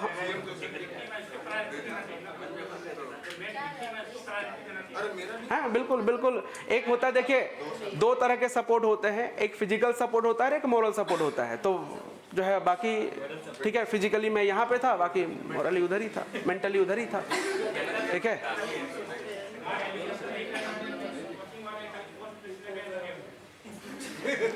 एक बात बताइए, सुनिए, आप सुनिए, एक बात बताते हैं, सुनिए, आप सुन तो लीजिए, मेरी बात सुनिए, सुन लीजिए, सुनिए सुनिए ना, एक बात बताते हैं आपको। अगर मान लेते हैं, क्या केवल लड़ाई से ही जीत हासिल हो सकती है? पढ़ाई भी जरूरी है, पढ़ाई के साथ साथ लड़ाई, लड़ाई के साथ साथ पढ़ाई, है ना। क्योंकि आपको मैं बता दूं, जितने आंदोलन करने जाते हैं ना, वो तैयारी में ही लगे रहते हैं, और जो तैयारी कर रहे होते हैं एंड ऑफ द डे उन्हीं का सिलेक्शन होता है। जिनका आज सिलेक्शन हुआ है, जो लोग आज आपको फील्ड में दिख रहे हैं, जो लोग जो है वो फोटो खिंचवा खिंचवा के जो डाल रहे हैं, उनको कभी देखा आपने आंदोलन करते हुए? ठीक है। तो मेरा कहना है कि लड़ाई भी लड़िए, लेकिन पढ़ाई भी उतनी ही तरीके से करना है जिससे सिलेक्शन आप ही का हो, समझ गए। नहीं तो लड़ाई लड़ते रह जाएंगे और लास्ट में क्या है, छात्र नेता बन के कभी इस चैनल में कभी उस चैनल में केवल आप इंटरव्यू देते रह जाएंगे और कुछ नहीं होगा, ठीक है। तो जहां पे जितनी जरूरत है उतना सपोर्ट दीजिए। हम ये नहीं बोल रहे कि लड़ाई नहीं लड़नी है, लेकिन क्या है कि पढ़ाई भी उतनी ही जरूरी है, ठीक है। मैंने बहुत ऐसा देखा है भाई, ठीक है। चलिए आइए यहाँ पे। तो जनरल रैयत के लिए क्या है आपका, उसमें कोई रेस्ट्रिक्शंस नहीं है, किसी को भी क्या कर सकता है आपका, वो ट्रांसफर कर सकते हैं, लेकिन जब उनको खरीदना होगा तो सिर्फ और सिर्फ जनरल रैयत से ही खरीद सकते हैं, ध्यान रख लीजिएगा। अब इसमें क्या है ना, ये मत सोचिएगा कि जो है आपका जो हम 32 ट्राइब्स पढ़ते हैं सीएनटी एक्ट में, वही जो है आपका एसटी है। सीएनटी में पूरा का पूरा एक लिस्ट है कि कौन कौन सीएनटी में आएगा। एक एग्जाम्पल आपको मैं बताता हूं, मैं आता हूं ओबीसी 2 में, ठीक है। मेरी जो कैटेगरी है वो है ओबीसी 2, लेकिन हम सीएनटी में नहीं आते। सीएनटी के अकॉर्डिंग देखेंगे तो हम आ गए किसमें, जनरल में। तो हम जो है कहीं पर भी जमीन ले सकते हैं किसी भी जनरल रैयत से, ठीक है। बेचना हो तो हम किसी को भी बेच सकते हैं, चाहे वो एसटी हो, एससी हो, ओबीसी हो। लेकिन एक कुर्मी जाति है झारखंड में, बिहार में, ठीक है, पश्चिम बंगाल में, ये जो कुर्मी जाति है आते हैं ओबीसी 1 में, लेकिन सीएनटी के अकॉर्डिंग जो है वो आपका शामिल है उसमें। तो अगर उनको जो है अगर जमीन अगर खरीदना होगा तो वो सेम डिस्ट्रिक्ट में ही खरीद सकते हैं, अगर बेचना होगा तो सेम डिस्ट्रिक्ट के ही किसी पर्सन को क्या कर सकता है आपका बेच सकते हैं। ये बात ध्यान रखिएगा। हाँ नहीं कैसे लेगा वो अभी, अरे बहन यहाँ देखिए ये क्या लिखा है यहाँ पे कि अनुसूचित जाति या पिछड़ा वर्ग के लिए, ठीक है, केवल उसी जिले में रहने वाले एससी ओबीसी व्यक्ति को ट्रांसफर कर सकता है। एसटी को नहीं, एससी को नहीं चलता। Schedule caste and schedule tribe अलग अलग होता है, ठीक है। अब इधर आइए, नियम तोड़ा तो क्या होगा, इफ रूल्स आर ब्रोकन तो ध्यान रख लीजिएगा द ट्रांसफर बिकम्स इलीगल, ठीक है, उसको इलीगल डिक्लेयर कर दिया जाएगा। दूसरी चीज, कोई रजिस्ट्रेशन नहीं होगा, ना ही कोई कोर्ट में मान्यता मिलेगी उसको, ठीक है। तीसरी चीज, डिप्टी कमिश्नर ट्रांसफर को रद्द कर सकते हैं और जमीन वापस दिला सकते हैं। किसको वापस दिलाएंगे, जो ओरिजिनल रैयत होगा उसको दिलाएंगे, ठीक है। ओरिजिनल रैयत मतलब ओरिजिनल एसटी रैयत, ध्यान रखेंगे। चौथा पॉइंट आपको ध्यान रख लेना है, ठीक है, ये तो डिप्टी कमिश्नर का काम हो गया। खरीदार ने निर्माण कर लिया हो तो क्या होगा, अगर पुराने भूस्वामी यानी ट्रांसफर देने वाला पैसे देकर निर्माण नहीं रखना चाहता, ऐसा हो सकता है पैसे दे दे और जो है वो कंस्ट्रक्शन जो है एक तरह से नहीं रखना चाहता, या पैसे न दे और जो है कहता है कि जो है हमें ये चाहिए ही नहीं, तो क्या होगा, खरीदार को निर्माण हटाना पड़ेगा, ठीक है, खरीदार को निर्माण हटाना पड़ेगा। नहीं, the buyer must remove the construction, यानी जो बिल्डिंग वगैरह जो भी बना है उसको हटाना पड़ेगा। पुराने ईमानदार सौदे मान्य होंगे, यानी ओल्ड जेन्युइन ट्रांजैक्शन जो है एक तरह से क्या है उसको वैलिड माना जाएगा, लेकिन कब, तो 1 जनवरी 1908 से पहले के सौदे यानी कुछ जिलों को छोड़कर मान्य माने जाएंगे, यानी क्योंकि 1908 से पहले अगर कोई ट्रांसफर हुआ है तो वो वैलिड है, चाहे वो एसटी को किया हो, एसटी नॉन एसटी को ट्रांसफर किया हो, उसमें कोई दिक्कत नहीं है। लेकिन 1908 के बाद जो एक तरह से हुआ होगा, ठीक है, उसमें जो है आपका वो इनवैलिड डिक्लेयर किया जा सकता है, ठीक है, ये ध्यान रख लेनी है। उसमें भी कुछ जिला छोड़, हाँ भाग जा भाई, ठीक है। अब इसके बाद जो है ट्राइबल बनाम नॉन ट्राइबल केस, यानी अगर मानते हैं फर्स्ट पार्टी जो है आपका क्या है ट्राइबल है और सेकंड पार्टी क्या है आपका नॉन ट्राइबल है, तो उस केस में क्या होता है, तो ध्यान रख लीजिएगा डिप्यूटी कमिश्नर को पक्षकार बनाना अनिवार्य है, यानी डिप्यूटी कमिश्नर थर्ड पार्टी कहलाएगा, और ये जो आपका एग्जाम में पूछा गया है, ठीक है। अभी हम बात करेंगे इसमें कौन कौन से सवाल आए हुए हैं। सो अब क्या है कि लैंड रिपोजिशन, ठीक है, इसको ध्यान रख लीजिएगा। अगर रैयत ने जमीन ट्रांसफर की और तय समय खत्म होने के 3 साल के अंदर आवेदन दिया तो डिप्यूटी कमिश्नर जमीन वापस दिला सकते हैं। कहने मतलब आपने मोर्टगेज किया था, ठीक है, अगर मानते हैं ऑक्यूपेंसी रैयत है तो जो है आपका कितने 5 इयर्स के लिए, नॉन ऑक्यूपेंसी है तो 7 इयर्स के लिए, और जो है आपका अगर मान लेते हैं कि कोई Bihar Orissa cooperative societies act के अंडर जो है कंपनी है तो उसको जो है 15 इयर्स के लिए कर दिया। अगर आपने जो है मोर्टगेज किया है या फिर जो है आपका लीज पर दिया हुआ है, तो जैसे ही वो मोर्टगेज पीरियड या लीज पीरियड जैसे ही खत्म होगा, अगर वो जमीन आपको वापस नहीं मिल रहा है तो विद इन 3 इयर्स आप क्या कर सकते हैं, जिस दिन वो मोर्टगेज पीरियड खत्म हुआ उसके 3 सालों के भीतर जो आप एप्लीकेशन दे करके, ठीक है, रिपोजिशन पा सकते हैं, ठीक है, पुनः कब्जा एक तरह से पा सकते हैं, ठीक है। तो अगर रैयत ने जमीन ट्रांसफर की और तय समय खत्म होने के 3 साल के अंदर आवेदन दिया तो वो जमीन वापस मिल जाएगा। लेकिन इनलीगल ट्रांसफर अगर होता है तो फिर क्या करेंगे, फिर कहीं बैठा क्या वो, चलिए तो ध्यान रख लिए, अगर कोई रैयत बोले कि ट्रांसफर में नियम तोड़ा गया है तो डिप्यूटी कमिश्नर जांच करेंगे, लेकिन आवेदन 12 साल के भीतर देना होगा, ठीक है, 12 साल के भीतर देना होगा, ठीक है। डीसी खुद भी संज्ञान ले सकते हैं अगर नियम टूटा हो, ठीक है, तो ध्यान रखेंगे अगर जांच में निकला कि कोई नियम नहीं टूटा है फिर भी शिकायत की गई तो डीसी शिकायत को खारिज कर देंगे और खर्च की भरपाई ट्रांसफर करने वाले से कराई जा सकती है। कहने मतलब ऐसा भी हो सकता है कि किसी ने जो है आपका फॉल्स एलिगेशन लगा दिया किसी के ऊपर, नहीं इसने जो है हमारा जमीन कब्जा कर लिया है, डीसी इंक्वायरी करेंगे पता चला कि ऐसा कुछ हुआ ही नहीं था, तो जिसने कंप्लेन किया था उसको सारा खर्चा भरना पड़ेगा कि भाई इंक्वायरी में जो है आपका 1711 रुपये खर्च हुए हैं, लाओ पैसा वो। नहीं कहना मतलब मैं एग्जांपल बता रहा हूँ, ठीक है। एक बात पूछे, जैसे एसटी लैंड है, ठीक है, उस पे घर बना लिया कोई, अब 12 साल तक जिसका है वो कंप्लेन कुछ नहीं किया तो वो उसके बाद फिर कंप्लेन कुछ नहीं किया तो कुछ नहीं होगा, तो 12 साल के बाद उसी का हो जाएगा जो घर बना लिया। कहाँ पे बैठा हुआ है, वही है सर, वो ऊपर में ब्लैक वाले इधर नहीं सर, रीस्टोर के पास यहाँ पे दौर जो लगा है यार।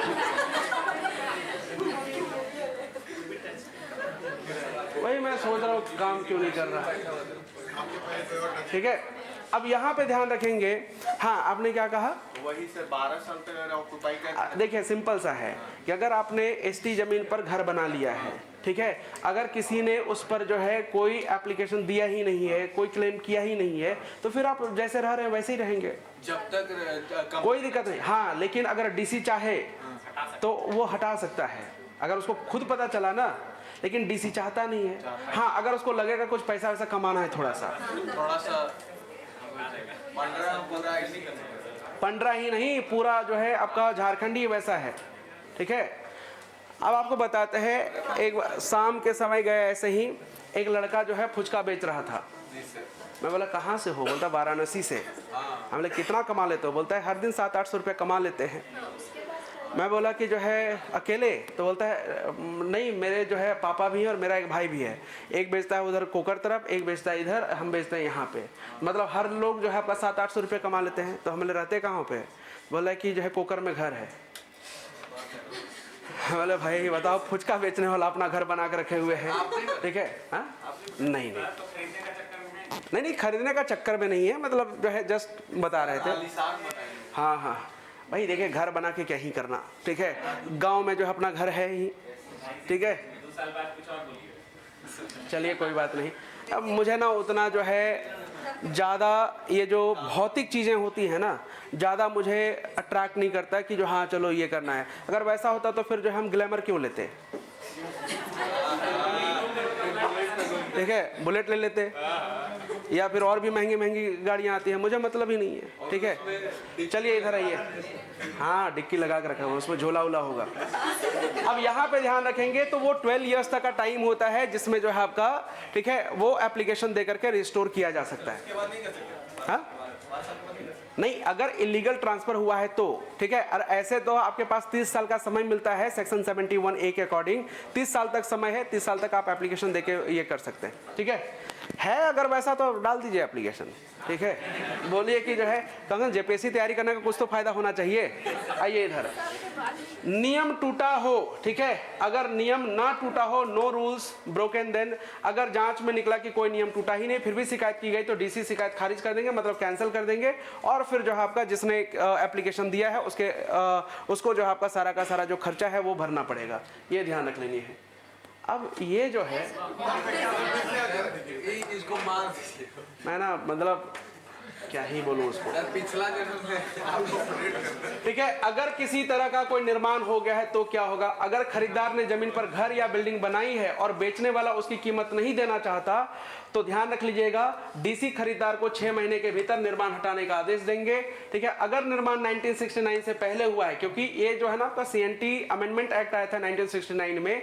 ठीक है, तो ध्यान कर डीसी ट्रांसफर को कानूनी मान्यता दे सकते हैं, लेकिन याद रख लीजिएगा, ठीक है, बदले यहाँ जो है ब छूट गया है, बदले में खरीदार को या तो पास की वैकल्पिक जमीन देनी होगी या मुआवजा देना होगा। तो उसको जो है आपका क्या कर सकते हैं, ट्रांसफर को वैलिड डिक्लेयर कर देंगे। एक एग्जांपल आपको बताता हूँ, हमारे गांव में जो घर बना हुआ है ना, तो वो बना हुआ था आपका एसटी जमीन पर, क्योंकि उस समय जो है आपका ऐसा था, कुछ नियम वगैरह ज़्यादा था नहीं, तो लेकर के घर बना लिए। ठीक है, अब हुआ ये कि जो है हम लोग उस समय छोटे छोटे थे, तो क्या हुआ कि जो है उन लोगों ने क्लेम कर दिया कि नहीं ये ज़मीन हमारा है, अब खाली करके आप लोग चले जाइए। ठीक है, डायरेक्ट कोई एप्लीकेशन नहीं, कहीं कुछ नहीं। अब क्या हुआ कि हमने कहा कि जब घर वगैरह बना हुआ तो कहीं एक तरह से ये टेंशन, तो फिर जो है केस फाइल हुआ कि इस तरह का जो है एक तरह से धमकी वगैरह मिल रहा है।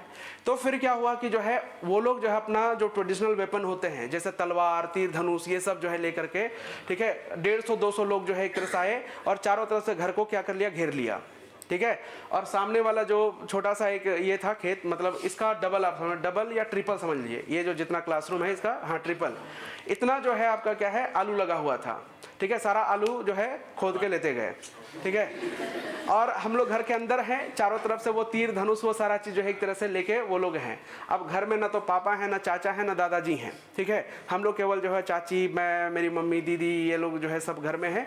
अब क्या हुआ कि फिर जो है वो लोग चले गए। उसके बाद फिर क्या हुआ कि जो है आलू तक हम लोग नहीं छुए, क्योंकि जो है वो लोग ऑलरेडी उस पर ये किया हुआ था, तो आलू जैसे तैसे पड़ा हुआ था खेत में भी, क्योंकि प्रॉपर तरीके से उठा कर नहीं लेके गए थे। फिर क्या हुआ कि जो है आपका ये मतलब कोर्ट का एक तरह से ये आया कि क्योंकि हम लोग का घर बना हुआ था 1969 से पहले का, तो कोर्ट ने कहा कि ठीक है, इसको हम जो है ये जो ट्रांसफ़र हुआ है इसको वैलिड तभी हम ये करेंगे, यानी इसकी रजिस्ट्री तभी होगी जब आप इतना ही ज़मीन खरीद के क्या करेंगे, आप उसको दे दें। अब इसमें सिचुएशन क्या हुआ कि हमने उसको ज़मीन खरीद के दिया, जैसा मान लेते हैं कि ये जो है आपका ठीक है एक ज़मीन का हिस्सा है, बीच में क्या है आपका, फिर से मक्खी बैठी है क्या, ऊपर सर ऊपर वो अपना लाल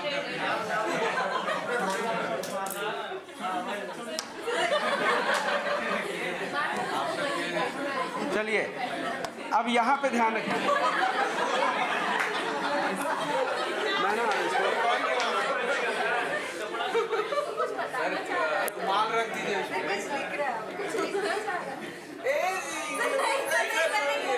क्या ही करेंगे बताइए, हट जा भाई। अब यहाँ पे ध्यान रखेंगे, यहाँ पे क्या हुआ, हट जा भाई, मेन क्या है ना, ये लाइट भाग गया नहीं भागा है। खैर आते हैं यहाँ पे, तो क्या है कि ये जो है मान लेते हैं ज़मीन का हिस्सा है, उनको जैसे हमने दिया क्या कि जो है रोड है इधर, आपका आधा ज़मीन इधर है, आधा ज़मीन इधर है। हम लोग का जो ज़मीन था जो उनसे एक तरह से लिया था, फिर कहीं तो बैठा हुआ भाग गया, ठीक है। तो क्या है कि जो है आपका हमारा जो ज़मीन था उसमें रोड ऐसे है, ठीक है, और यहाँ पे जो है आपका रोड ऐसे है, इधर भी ज़मीन इधर भी ज़मीन है, इसकी वैल्यू और इसकी वैल्यू क्या है आपका दोनों की सेम है। उसने कहा कि हमें ये पसंद ही नहीं है, हम लेना ही नहीं चाहते, ठीक है, सिर्फ इसलिए क्योंकि जो है आपका बीच में रोड है, दोनों साइड ज़मीन है, उसको चाहिए था एकदम एग्जैक्टली ऐसे ही। फिर जो है उसको दूसरा खरीद के देना पड़ा, क्योंकि यहाँ पर अगर जो सेलर है, सेलर कहना मतलब जो ट्रांसफरर है, अगर वह अग्री नहीं है तो फिर आप ये नहीं कर सकते कि हाँ हमने तो इतना ज़मीन खरीद के दे दिया, वो सेटिस्फाइड भी होना चाहिए, ठीक है। हाँ, तो फिर जो है हम तो ये खरीदे ही थे, फिर हमें दूसरा खरीदना पड़ा, उतना ही जो है एक तरह से ज़मीन फिर उसको देना पड़ा, तब जाके ये वाली जिसमें हमारा घर बना हुआ है इसकी रजिस्ट्री हुई, ठीक है। फिर जो है नहीं तो फिर क्या है होता, ठीक है, कि हमारे पास फिर वही होता, 2 साल का समय होता, ठीक है, 2 साल का समय होता, फिर डीसी जो है एक तरह से ये करवा देते। हाँ?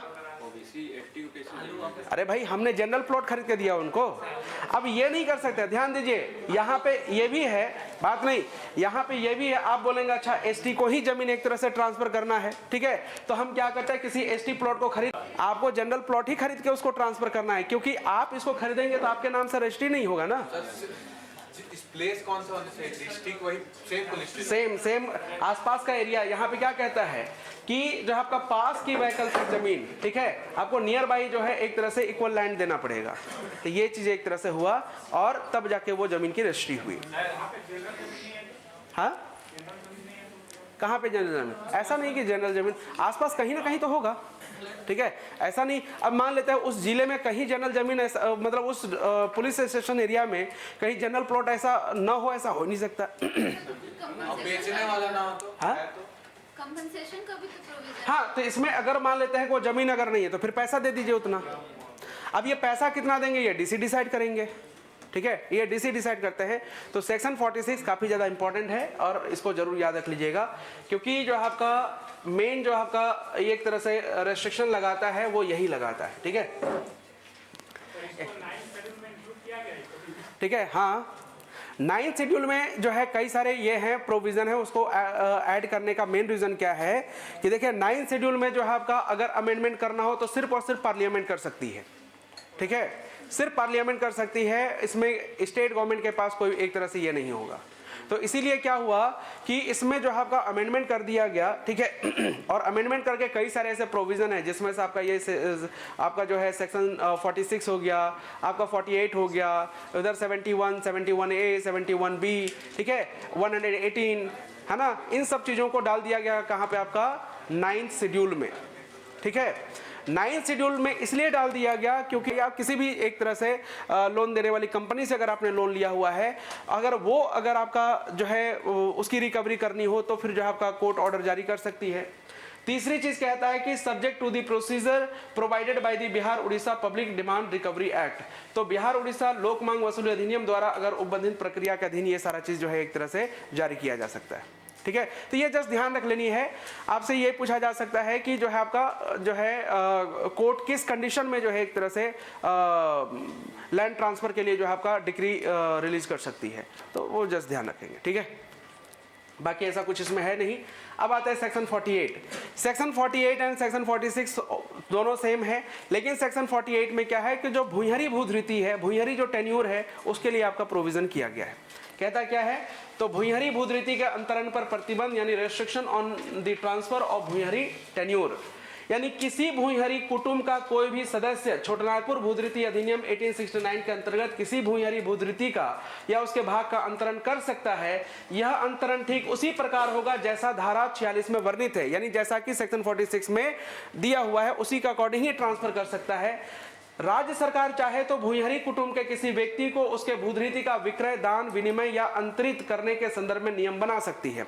हालांकि नियम बनाने के तो आपका स्टेट गवर्नमेंट के पास पावर है ही, यानी जो है आपका चाहे सीएनटी हो चाहे एसपीटी हो, अगर इसमें किसी भी तरह का कोई अगर चेंजेस करने हो, उन सेक्शंस को छोड़ करके जो सेक्शन जो है आपका ये शेड्यूल 9 में एक तरह से एडेड है, उसको छोड़ करके बाकी सारी चीजों में चेंज अगर करना हो तो स्टेट गवर्नमेंट के पास पावर है। ठीक है, क्योंकि आप देखिएगा इसमें 11 to 13 जेपीएससी में पूछा था कि भूमि संबंधी कानून बनाने का अधिकार किसके पास है, मतलब किस लिस्ट में आता है, ऐसा करके एक तरह से था वो। ठीक है, तो ध्यान रख लेनी है। कुटुंब का मतलब फैमिली। ठीक है, कुटुंब का मतलब फैमिली। अब इसके बाद आता है सेक्शन 49, कतिपय प्रयोजनों के लिए अधिभोग जोत या भूयंरी भूधृति का अंतरण। ठीक है, ध्यान रख लीजिएगा, यानी जो है कुछ सर्टेन एक तरह से पर्पस के लिए क्या कर सकते हैं, लैंड ट्रांसफर किया जा सकता है या लिया जा सकता है। अब क्या क्या चीज़ों के लिए लिया जा सकता है, जैसे मान लेते हैं कि अगर ठीक है इंडस्ट्रीज लगाने हो तो जमीन लिया जा सकता है। इंडस्ट्रीज को लाइक एक तरह से इंडस्ट्रीज के लिए रोड कनेक्टिविटी देना है, तो अगर रोड बनाने हैं, जैसे मान लेते हैं कि ये जमीन क्या है आपका जनरल प्लॉट है, यहाँ पे सरकार ने क्या किया आपका इंडस्ट्री लगा दिया, लेकिन यहाँ तक कनेक्ट होने के लिए क्या चाहिए आपका रोड चाहिए। अब पता चला कि यहाँ पे कोई वैसा जनरल प्लॉट है ही नहीं, तो क्या है कि आपका कुछ एसटी प्लॉट ले लिए और जो उस पर रोड बना दिए, तो ये नहीं कहा जाएगा कि सेक्शन 46 का वायलेशन किया गया है ना। तो ये ध्यान रख लेनी है। तो किसी उद्योगों की स्थापना या उससे जुड़े कार्य के पथ निर्माण हेतु राज्य सरकार द्वारा इस भूमि को अधिसूचित कर दे। ठीक है, यानी जो आपका अगर स्टेट गवर्नमेंट नोटिफाइड कर दे कि हाँ ये जमीन लिया जाएगा, ठीक है, इस पर्पस के लिए, तो जो आपका उसका वो जो है ट्रांसफर हो सकता है। किसी खनन कार्य हेतु या इससे जुड़ी कोई भी परियोजना हेतु या इससे जुड़े पथ निर्माण हेतु भूमि अधिसूचित किया जाए। जैसे मानते पता चला कि जमीन के नीचे क्या आपका कोयला है या फिर जो आपका कोई भी मिनरल रिसोर्सेस एक तरह से मिला है, तो उसका माइनिंग सरकार करेगी ना, भले एसटी प्लॉट हो चाहे एससी प्लॉट हो चाहे सीएनटी में आता हो चाहे एसपीटी में आता हो, वो जो है आपका गवर्नमेंट उसका एक्विजिशन करके वहां से माइनिंग स्टार्ट कर सकती है। सर तो जैसे एक्विजिशन किया तो वहां से जिनको हटाया जाएगा उनको अगर 101 खाता का प्लॉट दिया जाएगा तो वो रजिस्ट्री उनके नाम पे होगा या नहीं होगा? 100 जो है देखिए, अगर मान लेते हैं कि जो है अगर उनको रिसेटलमेंट जहां भी किया जाएगा, ठीक है, तो उनके नाम से रजिस्ट्री होता है। और रजिस्ट्री सिर्फ और सिर्फ जो है आपका एक के नाम नहीं, अगर घर में जो हस्बैंड वाइफ है तो दोनों के नाम पर होगा। मालूम है क्यों? क्योंकि पता चला हस्बैंड जो है या वाइफ के नाम पर कर दिए, वाइफ जो हस्बैंड को बाहर निकाल दिए, ले भाग यहाँ से, अभी हमारा को, तो फिर जो है इसीलिए क्या होता है जब रजिस्ट्री होती है ना वैसे सिचुएशन में, तो घर का रजिस्ट्री और जमीन का रजिस्ट्री, जैसे क्योंकि रीसेटलमेंट के लिए घर वगैरह भी बना कर देती है सरकार, तो अगर घर भी होगा तो भी हस्बैंड वाइफ के नाम पर होगा और जमीन का रजिस्ट्री होगा तो वो भी जो है आपका हस्बैंड वाइफ के नाम पर होगा। ठीक है, हाँ जॉइंट होता है।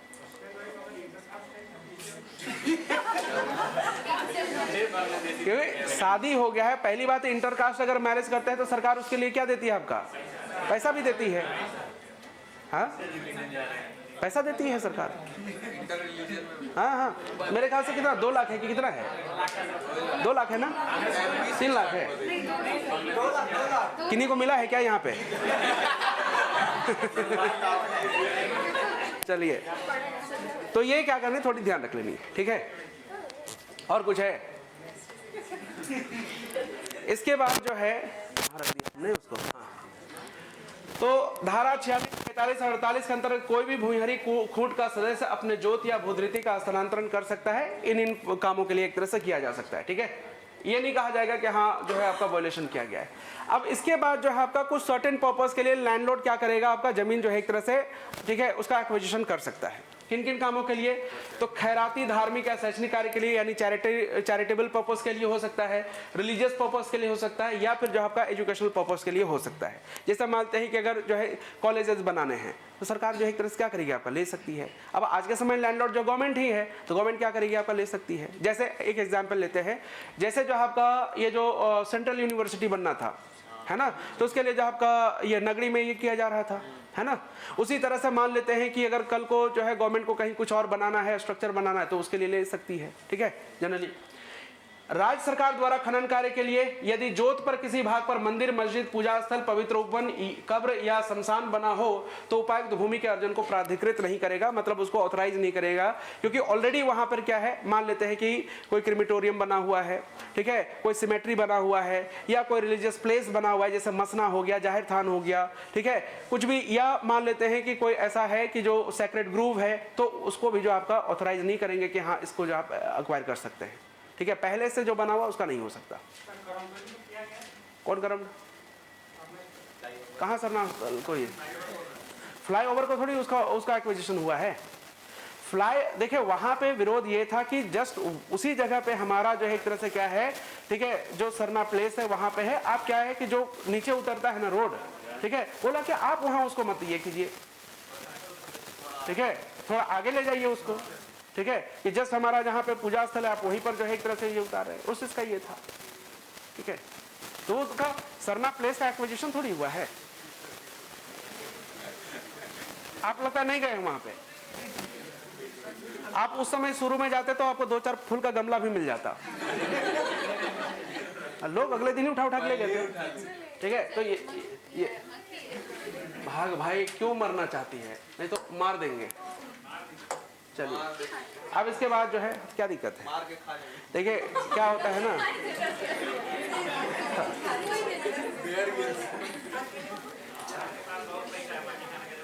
अब यहाँ पे ध्यान रखेंगे। इसके बाद है आपका कौन सा, चैप्टर 9।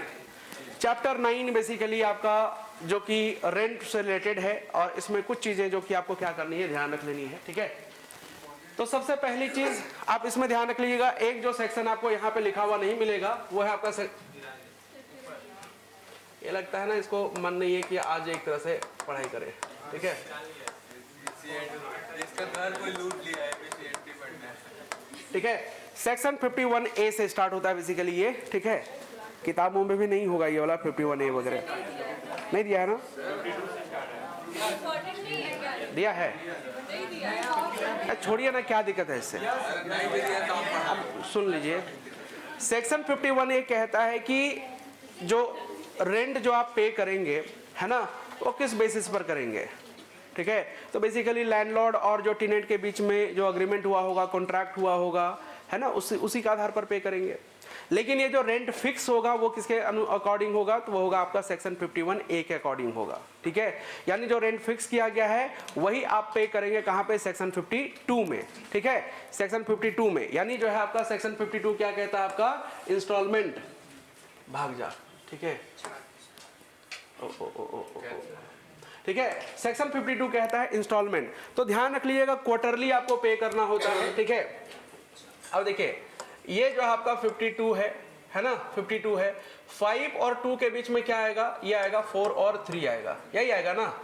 तो ध्यान रख लीजिएगा, हर एक 3 महीने में, यानी जो आपका 4 क्वार्टर में आपको पे करना होता है, ठीक है, हर 3 महीने में, यानी क्वार्टरली, यानी जो है आपका हर 3 महीने में आपको साल में कितनी बार, 4 बार पे करना है, यानी 4 इंस्टॉलमेंट में आपको पे करना है, ठीक है। हाँ, 4 इंस्टॉलमेंट। आप इसको ये याद रख सकते हैं, जैसे मान लेते हैं कि ये है आपका 5 और ये है आपका 2, तो 4 इंस्टॉलमेंट यानी एक साल में कितना आएगा आपका, 3 आएगा, ये ध्यान रखेंगे, ठीक है। 52 में है। अब 53 क्या कहता है, ये कहता है methods of payment of rent, यानी जो आप एक तरह से कहाँ पे करेंगे, तो इसको पे करेंगे आपका माल कचहरी में, ठीक है, या फिर जो आपका मनी ऑर्डर के थ्रू भी आप जो है दे सकते हैं। माल कचहरी में अगर आप पे कर रहे हैं, इट मींस कि अगर आप कैश नहीं बल्कि काइंड के फॉर्म में अगर रेंट पे कर रहे हैं, यानी वस्तु के रूप में अगर आप लगान दे रहे हैं, तो जो है क्या होगा आपका, तब जाके जो है आप माल कचहरी में जाके दीजिएगा। पहले बना होता था, ठीक है, माल कचहरी, माल गोला ऐसे करके बोलते थे। तो जो है पहले बना होता था, तो अगर मानते हैं जैसे अभी जो है धान काट करके लोग जो है खेतों से लेके आए, ठीक है, धान एक तरह से ये कर लिए, उसके बाद फिर जो है वो जाके जितना एक तरह से हुआ उतना जाके जमा कर दिए वहाँ पे, ठीक है, माल का। अब मनी ऑर्डर के थ्रू अगर पे कर रहे हैं तो उसमें क्या होता है कि कुछ चार्जेस लगते हैं। जैसे आज अगर मानते हैं कि पैसे अगर आप कहीं पे डिपॉजिट करते हैं, ठीक है, तो हो सकता है बैंक कुछ एक तरह से चार्ज लेती है, या फिर आप कोई चीज़ एक तरह से कोई चीज़ परचेज ही करते हैं तो आप देखते होंगे internet handling charges, transaction charges, वो उस तरह से होता है ना। तो बेसिकली क्या है कि अगर आप मनी ऑर्डर के थ्रू अगर पे कर रहे हैं तो आपको जो है जो रेंट है वो तो देना ही देना है, लेकिन जो ट्रांजैक्शन के लिए जो चार्जेस लगते हैं वो भी आपको साथ में देना होगा, ठीक है, मनी ऑर्डर वाले में। तो ये जो आपका सेक्शन 53 में है। अब इसके बाद जो है आपका सेक्शन 53A में क्या कहता है, आपका कम्यूटेशन ऑफ रेंट। यानी अगर मान लेते हैं कि आप रेंट को चेंज करना चाहते हैं, ठीक है, अगर मानते हैं कि आप कैश के फॉर्म, काइंड के फॉर्म में दे रहे थे, आपको देना है किसमें, आपका कैश के फॉर्म में देना है, तो आप क्या करेंगे, डीसी को एप्लीकेशन देंगे। डीसी पहले उस बात की इंक्वायरी करेंगे, देखेंगे कि हाँ जो एक तरह से एप्लीकेशन दिया गया है वो उसका आधार क्या है, उसका ग्राउंड क्या है। दूसरी चीज है कि जो है कितना एक तरह से ये रेंट पे कर रहा था पहले, ठीक है, क्योंकि काइंड से अगर आप कैश में चेंज करते हैं या कैश से काइंड में चेंज करते हैं तो वो डिसाइड करेंगे ना भाई कि कितना एक तरह से इसको देना होगा। तो वो चीज़ करने के बाद फिर जो है आपका, ठीक है, रेंट जो है एक तरह से चेंज हो जाता है, ठीक है, ध्यान रख लीजिएगा।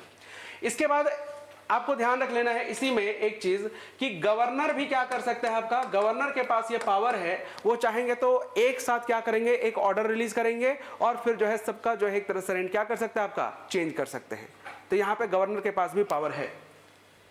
सेक्शन 54 क्या कहता है, रिसिप्ट। यानी जो है अगर आप रेंट पे कर रहे हैं तो आपको फ्री ऑफ कॉस्ट रिसिप्ट पाने का एक तरह से अधिकार है, ठीक है। अगर मानते हैं फ्री ऑफ कॉस्ट आपको ये रिसिप्ट नहीं दिया जाता है तो फिर जो है आपका क्या होगा, आपका पेनल्टी लगेगा, ठीक है। किस पर लगेगा, तो जो है एक तरह से लैंडलॉर्ड पर लगेगा, ठीक है।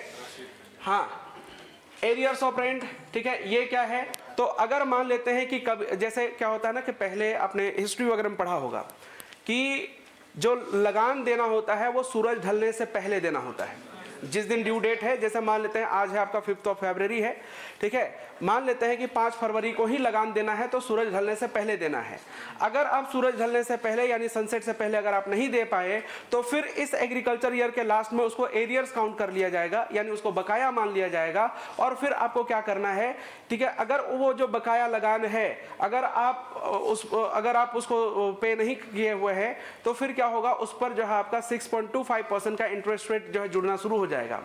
लेकिन यहाँ पर यह भी एक तरह से ये कर दिया गया है कि अगर आप नेक्स्ट एग्रीकल्चर ईयर में, ठीक है, अगर लास्ट एग्रीकल्चर ईयर का जो भी ड्यूज है, ठीक है, जो भी एक तरह से आउटस्टैंडिंग है, अगर आप उसको दे देते हैं तो अप टू 3% का ही जो है इंटरेस्ट रेट लगाया जा सकता है, ठीक है। तो मैक्सिमम लगेगा कितना, 6.25%, और जो है आपका अगर नेक्स्ट एग्रीकल्चर ईयर में पूरा पे कर देते हैं तो कितना लगेगा आपका, अप टू 3%। अप टू है, ध्यान रखें दोनों में, तो जो है उससे ज़्यादा नहीं लगाया जा सकता, कम लगाया जा सकता है। अब ये डिपेंड करता है कि डीसी कितना लगा रहे हैं। इसके बाद है आपका, अगर मान लेते हैं कि जो है जितना लगान देना है अगर उससे ज़्यादा अगर डिमांड करता है कौन, लैंडलॉर्ड या उसका एजेंट, है ना, तो फिर क्या है, उसके लिए पेनल्टी का प्रोविजन है, ठीक है, 500 रुपये जुर्माना या फिर जो है आपका जेल हो सकता है, ठीक है, या फिर दोनों ही हो सकता है। तो ये सारी चीज़ें हम एक तरह से देखेंगे, ठीक है। हाँ, लेट फाइन लगता है, लेट फाइन जैसा नहीं है, उसमें लग जाता है इंटरेस्ट, समझ लिए, वो एक तरह का फाइन ही है ना। जैसे अगर मान लेते हैं कि आज है 5 तारीख को अगर आपने नहीं दिया तो फिर क्या है, आप पर लग जाएगा वो इंटरेस्ट रेट लग जाएगा, ठीक है। लेकिन अगर मान लेते हैं कि ये कंडीशन दे दिया गया, ठीक है, आज आपका ड्यू डेट है, लेकिन अगर आप 10 तारीख तक दे देते हैं तो फिर आपको कोई पैसा अलग से नहीं देना है, तो इस तरह का कंडीशन डाल दिया गया है, ठीक है। बस यही चीज़ है आपका। खैर बाकी सारी चीज़ें देख लेंगे हम लोग नेक्स्ट क्लास में, ठीक है। बाकी कोई सवाल हो तो पूछ लीजिए, है 2 मिनट आपके पास का। कोई भी अभी तक से जितना आपने पढ़ा है उसमें से किसी भी सेक्शन से अगर आपको कोई ये हो तो आप पूछ लीजिए। हाँ हाँ, एक ही जैसा कैसे है, तो एक में क्या है आपका जो है, ठीक है, एक में क्या है कि अगर मान लेते हैं 49 में क्या कहता है कि अगर मान लिया जाए कि अगर कोई उद्योग लगाना है, ठीक है, अगर जो है मान लेते हैं कि कोई अगर माइनिंग वगैरह करनी है तो उसके लिए जो है आपका ज़मीन जो है एक तरह से लिया जा सकता है। स्टेट गवर्नमेंट क्या करेगी, उसके लिए नोटिफाइड करेगी। लेकिन लैंडलॉर्ड चाहे तो जो है अगर मानते हो उसको जो है, ठीक है, एक वृद्धा आश्रम खोलना है, चैरिटेबल का मतलब क्या हो गया, वृद्धाश्रम खोलना है मान लेते हैं, या फिर जो है आपका कोई रिलीजियस एक्टिविटीज़ के लिए जो है आपका उसको चाहिए ज़मीन, ठीक है, तो लैंडलॉर्ड ले सकता है ज़मीन, जो है एक तरह से उसका एक्विजिशन कर सकता है, ठीक है। लेकिन अगर माइनिंग करनी है या फिर जो है आपका कोई जो है आपको इंडस्ट्रीज वगैरह लगाना है तो स्टेट क्या करेगी, यानी जो सरकार क्या करेगी, नोटिफाइड करेगी उस एरिया को, है ना। नहीं, अमेंडमेंट होने का कोशिश किया गया था, 2016 की बात कर रहे हैं आप, रघुवर दास के टाइम पर, लेकिन काफ़ी ज़्यादा उस चीज़ को लेकर के विरोध किया गया और इस कारण से अमेंडमेंट हुआ नहीं, बस वो प्रस्तावित है और कुछ नहीं है, और अमेंडमेंट नहीं होगा, इतना ध्यान रखिएगा, ठीक है। अमेंडमेंट करेंगे अगर मान लेते हैं कि ये जैसे अभी जो है आपका, जैसा मैंने बताया कि जो TAC का बैठक हुआ, ट्राइबल एडवाइजरी काउंसिल का, उसमें कहा गया कि हम जो है ये जो CNT एक्ट में जो सेम डिस्ट्रिक्ट वाला प्रोविज़न है उसको ये करके हम क्या करेंगे आपका, ठीक है, इसको जो है आपका 3 डिस्ट्रिक्ट 3 पुलिस स्टेशन तक ये करके बढ़ाएंगे। अब इसमें जो है आपका कुछ लोग इस चीज़ का विरोध किए, है ना, कुछ लोग इस चीज़ के सपोर्ट में आए। गवर्नमेंट का कहना है कि नहीं, इससे क्या है कि जो ज़मीन की वैल्यू है जो ट्राइबल लोगों को कम मिलता है, ये थोड़ा सा क्या होगा, ज़्यादा मिलेगा, और ज़्यादा मिलेगा तो उससे क्या है कि जो है आपका उनके पास थोड़े से सोर्स ऑफ इनकम थोड़े बढ़ेंगे। लेकिन कुछ का कहना है कि फिर तो ऐसा ही होगा, जो ट्राइबल कम्युनिटी में जो पैसे वाले लोग हैं, ठीक है, फिर उनका जो है एक तरह से डोमिनेंस बढ़ेगा। ऐसा भी तो हो सकता है कि भाई अगर मानते हैं कि जैसे हमारे माननीय मुख्यमंत्री ही हैं, तो मुख्यमंत्री के पास पैसे की कमी तो है नहीं, अगर वो चाहेंगे कि चलो ठीक है हम बरहेट ये में ही केवल ले सकते हैं, पुलिस स्टेशन एरिया में ही ले सकते हैं, क्योंकि मान लेते हैं वो बरहेट से है, या फिर उनका गांव जो है आपका कहाँ पे नेमरा है, गोला जो है नहीं, अब जो है बरलंगा एक तरह से पुलिस स्टेशन पड़ेगा, भाई हमारे ही गाँव के हैं तो फिर तो हमको मालूम है ना। तो अब क्या है कि अब क्या है कि वो बरलंगा पुलिस स्टेशन एरिया में ही ले सकते हैं, इसके अलावा कहीं नहीं। लेकिन बरलंगा में वो क्यों लेंगे ज़मीन, क्योंकि उसकी वैल्यू वहाँ पे है नहीं उतनी। अगर मानते उसको बढ़ा करके कर दिया गया कि नहीं, जो आपका 3 मतलब जो आपका बरलंगा, गोला और इधर जो आपका चितरपुर मान लिया कर दिया गया, ठीक है, तो पता चला गोला में ले लिया था ज़मीन, क्योंकि वहाँ पे ज़मीन का वैल्यू उतना ज़्यादा है, क्योंकि धीरे धीरे जो आपका वो अभी स्मॉल टाउन में एक तरह से चेंज हो गया, आने वाले समय में थोड़ा बड़ा शहर बनेगा तो वहाँ पे वैल्यू बढ़ जाएगा, समझ गए। तो इसलिए जो हो सकता है कि किसी जो है ये, तो दोनों तरह की चीज़ें हैं, लेकिन हाँ सरकार कुछ ना कुछ जो है एक तरह से आने वाले समय में चेंजेस करना चाहिए कर सकती है, क्योंकि स्टेट गवर्नमेंट के पास पावर है, ठीक है।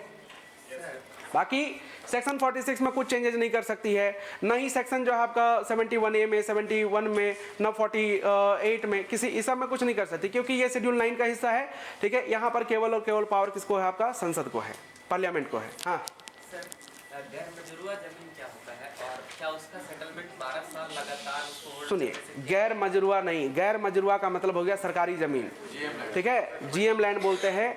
अब देखिए इसमें आपको बताते हैं, मजरूआ का मतलब होता है वैसा जमीन जिसमें खेती हो रहा है, ठीक है, उसको मजरूआ बोलते हैं। गैर मजरूआ जिसमें खेती नहीं होता है, यानी वो सरकार का जमीन है। अब आपको बताते हैं, अगर गैर मजरूआ जमीन में चलिए खेती कर रहे हैं कोई दिक्कत नहीं, लेकिन आपके पास उसका लीगल राइट नहीं है, सरकार जब चाहे तब उसका जो है एक तरह से, ठीक है, वापस एक तरह से ले सकती है। क्यों ले सकती है, जैसे आपको बताते हैं, ठीक है। अगर मान लेते हैं कि जैसे ये जो जमीन है ये मजरूआ है, इधर वाला जमीन काट काट के अपने साथ मिला लिया, आप इसमें खेती कर रहे हैं, आपके पास जो पेपर होगा सिर्फ इसके लिए होगा, ठीक है, क्योंकि पेपर में मेंशन रहता है कितना इसका जो है रकबा है, रकबा मतलब उसका एरिया कितना है। अब ये एरिया जो है आपने मतलब ऑक्यूपाई किया हुआ है, यानी ये GM लैंड है। अगर कल को कोई प्रोजेक्ट अगर शुरू होता है, मतलब यहाँ पे एक जो है नेशनल हाईवे अगर जाती है, अगर आपका GM लैंड अगर जो है जा रहा है तो उसका कोई कॉम्पनसेशन नहीं मिलेगा, लेकिन जो आपका रैयती लैंड है अगर वो जा रहा है तो उसका ये मिलेगा। अब आपको बताते हैं, ये जो प्रेजेंट गवर्नमेंट है, ये जब एक तरह से चुनाव के टाइम पर ये बोल रही थी कि GM लैंड का भी हम क्या करेंगे, रसीद काट के देंगे, यानी जो है आपका कुछ हद तक आपको क्या मिलेगा, उसका राइट मिलेगा, लीगल राइट मिलेगा कि हाँ कि आपका कानूनी अधिकार उसमें है। लेकिन जो है इतना आसान नहीं है इसको ये कर देना, ठीक है। इन्होंने बस घोषणा किया था कि जो हम GM लैंड का क्या करके देंगे, ठीक है, मान्यता देने का काम करेंगे, बहुत सारा। हाँ, जो अगर मान लेते हैं कि जैसे सरकार के पास ये है, हम आगे बात करेंगे चैप्टर 9A में जो है आपका ये क्या बोलते हैं, सेटलमेंट ऑफ वेस्ट लैंड।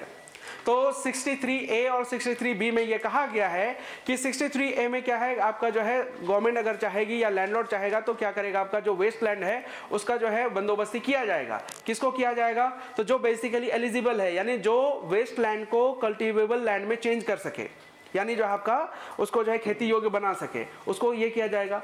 कितने साल उसको दिया जाएगा समय? 5 साल का दिया जाएगा कि अगर 5 साल के भीतर अगर उसने जो है एग्रीकल्चरल लैंड में कन्वर्ट कर दिया तो ठीक है, और अगर नहीं कर पाया तो वो जमीन क्या कर दिया जाएगा, वापस ले लिया जाएगा और फिर किसी अनदर रैयत को जो है वो सेटल कर दिया जाएगा। ठीक है, ये जो एक इनको भी दिया जाता है जो स्टेट के लिए अच्छा सर्विस, हाँ स्टेट का सेवा करता है। नहीं, वो एसपीटी में है। एसपीटी में है कि अगर आपने मान लेते हैं कि कुछ अच्छा काम किया है, सोसाइटी के लिए अच्छा काम किया है, स्टेट के लिए अच्छा काम किया है, तो वेस्टलैंड का सेटलमेंट उसको किया जाएगा। ये एक क्राइटेरिया है कि किसको आप प्रेफरेंस देंगे, है ना, वो प्रेफरेंस देने की बात आई है। ऐसा जरूरी नहीं कि जो आपका स्टेट के लिए किसी ने अच्छा काम किया तो उसी को ये किया जाएगा। बेसिकली उसमें कहा गया है प्रेफरेंस किसको दिया जाएगा, तो उसमें ये कहा गया है कि अगर मानते हैं नियर बाई लैंड है, ठीक है, यहाँ पे आपकी जमीन है और यहाँ पे वेस्टलैंड है, तो इसका सेटलमेंट मान लेते हैं आपको कर दिया जाएगा। क्यों? क्योंकि आप ऑलरेडी यहाँ पे खेती कर रहे हैं तो ज्यादा चांसेस है कि आप इसको कल्टीवेबल लैंड में यानी एग्रीकल्चरल लैंड में कन्वर्ट कर सकते हैं। लेकिन पता चला कि आपकी जमीन यहाँ पे है, दे दिया गया कहाँ पे आपका, उधर जो है रामपुर तरफ, मतलब नामकुम से भी आगे उधर, आप जाइएगा वहाँ खेती करने के लिए, नहीं जाइएगा तो सेटलमेंट करने का कोई फायदा नहीं हुआ।